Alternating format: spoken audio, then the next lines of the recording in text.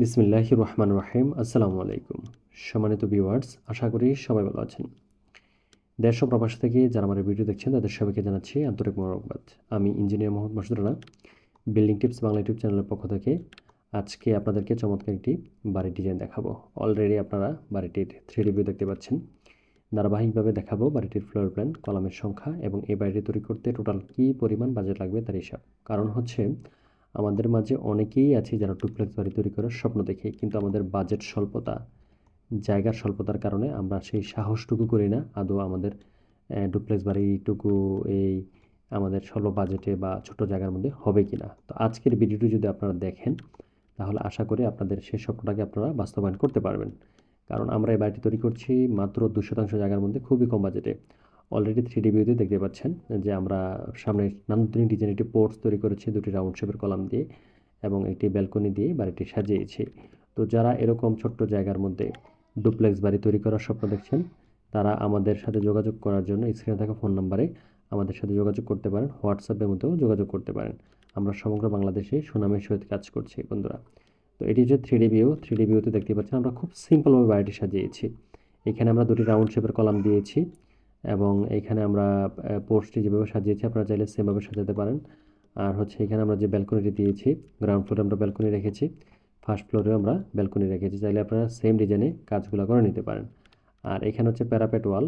Parapet ওয়ালে আমরা খুব সিম্পলভাবে প্যারাপেট ওয়ালগুলো সাজিয়েছি। আপনারা চাইলে এগুলো সিম্পলভাবেই করতে পারেন, এতে করে আপনাদের বাজেট কম লাগবে। আর এখানে আমরা জানালাগুলোও বক্স সিস্টেম করে দিয়েছি যাতে করে অতিরিক্ত বাজেট খরচ না হয়। কারণ অনেকেই আছেন বিল্ডিংগুলো হিবিজিবি করে ফেলেন। অনেক ইঞ্জিনিয়াররাও ডিজাইন করে থাকেন হিবিজিবি করে। আবার মিস্ত্রিদেরকে যদি দায়িত্ব দেন তো আপনাদের স্বপ্ন আর স্বপ্ন বাস্তবায়ন হবে না।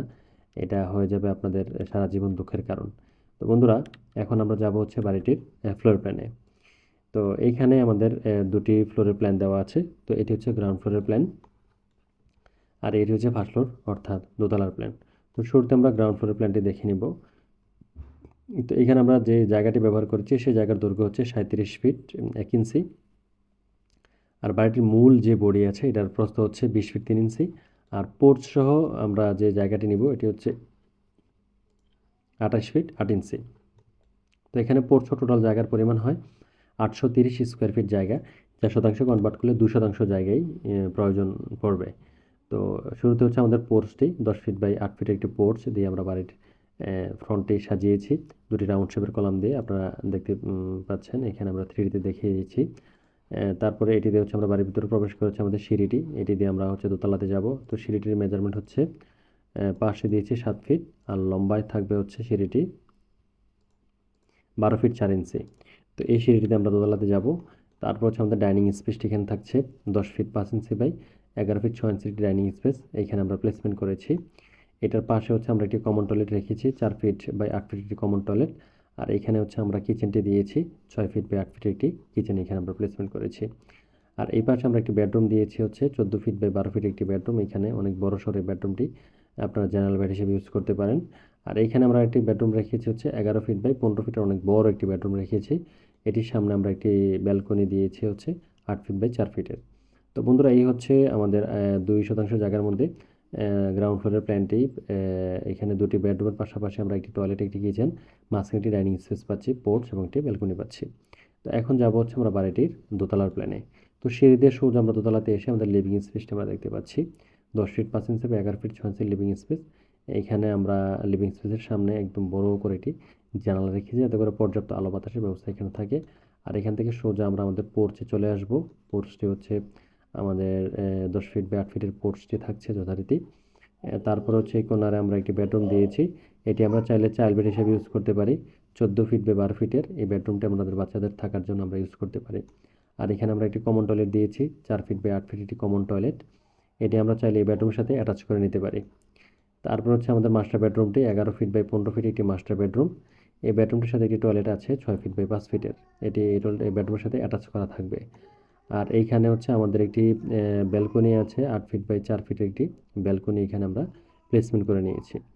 তো বন্ধুরা, এই হচ্ছে আজকে আমাদের বাড়িটির দোতলার প্ল্যান। তো 2টি ফ্লোরে আমরা যা পাচ্ছি এটি হচ্ছে 4টি বেডরুম পাচ্ছি, দোতলাতে 2টি আর হচ্ছে গ্রাউন্ড ফ্লোরে 2টি বেডরুম পাচ্ছি। টোটাল 3টি টয়লেট পাচ্ছি, একটি কিচেন, ডাইনিং এবং ড্রয়িং রুম পাচ্ছি, আর ব্যালকনি থাকছে, আর পোর্চ থাকছে বাড়িটিতে, ছোট্ট বাড়িটিতে। তো এখন যাব হচ্ছে বাড়িটির কলামের সংখ্যায়। আমি কলামের সংখ্যায় যাওয়ার আগে আপনাদের সাথে কিছু বিষয় শেয়ার করে নিচ্ছি। সেটা হচ্ছে, আপনারা যারা এরকম ছোট্ট জায়গার মধ্যে বাড়ি তৈরি করবেন, যাদের সীমিত বাজেট, তারা অবশ্যই ইঞ্জিনিয়ারের সাথে পরামর্শ করে বাড়ি তৈরি করবেন। কারণ কখনোই একজন মিস্ত্রি আপনার সীমিত বাজেটের মধ্যে ছোট্ট জায়গায় ডুপ্লেক্স বাড়ির সঠিক প্ল্যান তৈরি করে দিতে পারবে না। তারা আপনার জায়গাটাকে নষ্ট করবে প্রথমত, আর দ্বিতীয়ত হচ্ছে আপনার টাকাগুলো নষ্ট করে ফেলবে। আপনি যেভাবে চাবেন ওইভাবে তো তারা কখনোই প্ল্যান তৈরি করে দিতে পারবে না। আপনার সারা জীবন দুঃখের কারণ হয়ে দাঁড়াবে এটা।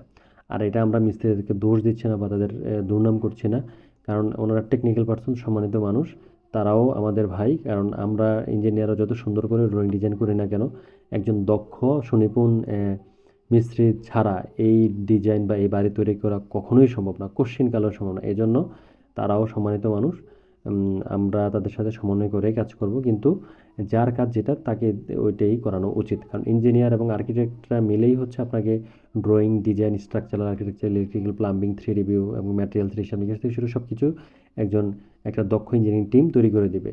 আর একজন দক্ষ মিস্ত্রির টিম হচ্ছে ওই ড্রয়িং ডিজাইনের আলোকে আপনার বাড়িটাকে বাস্তবায়ন করবেন। এটাই হচ্ছে বাস্তবতা। তো আপনারাই এই কাজটাই করবেন। প্রথমে ইঞ্জিনিয়ারিং টিমের কাছে চলে যাবেন, গিয়ে হচ্ছে আপনার প্ল্যান কী করবেন সব শেয়ার করবেন, জায়গার পরিমাপ দিবেন, আপনার বাজেট শেয়ার করবেন, ডিটেল সব কিছু শেয়ার করে দায়িত্ব দিবেন। তারপরে ইঞ্জিনিয়ার টিম নিয়ে ডিটেল সব কাজ করে আপনাকে একটা ডিজাইন বই হ্যান্ড ওভার করবে। দেন আপনি এটা নিয়ে একজন মিস্ত্রিকে নিয়োগ দিবেন, যার কাজ ভালো, আশেপাশে তার কাজ দেখবেন, খোঁজখবর নেবেন, তার সম্পর্কে জানবেন, জেনে তাকে নিয়োগ দিবেন। তারপর হচ্ছে আপনার কাজ শুরু হয়ে যাবে, ইঞ্জিনিয়ার এবং মিস্ত্রি মিলে আপনার কাজটাকে সুন্দর করে দেবেন ইনশাল্লাহ। তো এখন যাব হচ্ছে কলামের সংখ্যায়। আমরা পিছনে কলাম দিব হচ্ছে 3টি। এইখানে সিঁড়ির এই পাশে একটি কলাম দিব, এই পাশে দিব একটি কলাম, এই কর্নারে একটি কলাম থাকবে, এই কর্নারে একটি কলাম থাকবে। তাহলে পিছনে 3টি, এইখানে 4টি, 7টি, আর এখানে আমরা 2টি কলাম দিব। টোটাল 9টি কলাম দিয়ে আমরা বাড়ির কাজটি কমপ্লিট করে নেব ইনশাল্লাহ। আর আমাদের সামনে 2টি রাউন্ড শেপের কলাম থাকবে, টোটাল 11টি কলাম।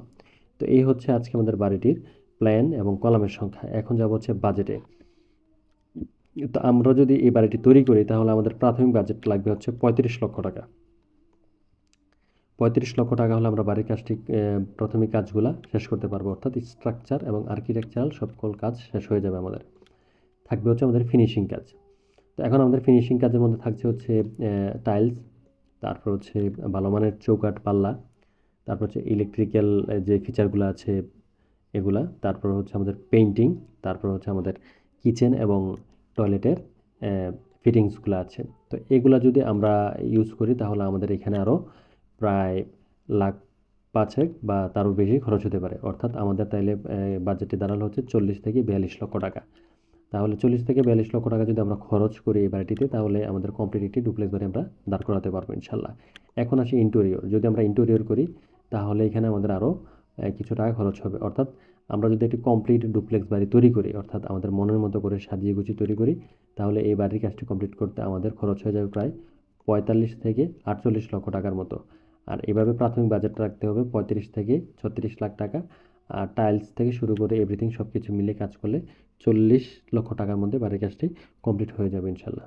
তো বন্ধুরা, আপনারা যারা এরকম বাড়ি তৈরি করবেন আমাদের সাথে যোগাযোগ করবেন ইনশাল্লাহ। তো আজকে পর্যন্ত আল্লাহ আপনাদের মনের আশা পূরণ করুক, সে প্রত্যাশা। আল্লাহ হাফেজ, আসসালামু আলাইকুম।